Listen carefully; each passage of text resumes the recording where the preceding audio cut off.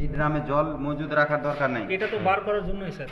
এটা যে তোমার এই যে পরিষ্কার করলা ওই জলটা ডিরেক্ট বেরিয়ে যাচ্ছে, কিন্তু পরিষ্কার করার জন্য তো এটাকে বন্ধ রাখতে হবে। এবার যখন প্রচুর নোংরা হয়ে গেল তখন শুধু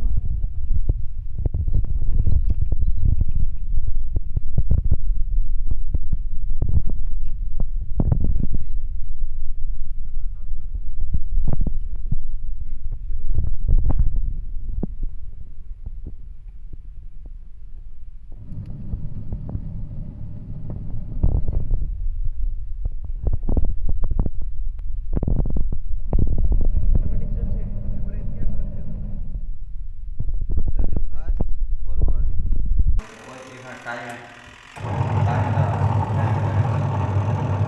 আপনার চেঞ্জ হতে থাকছে অটোমেটিক। এইটা তো আপনার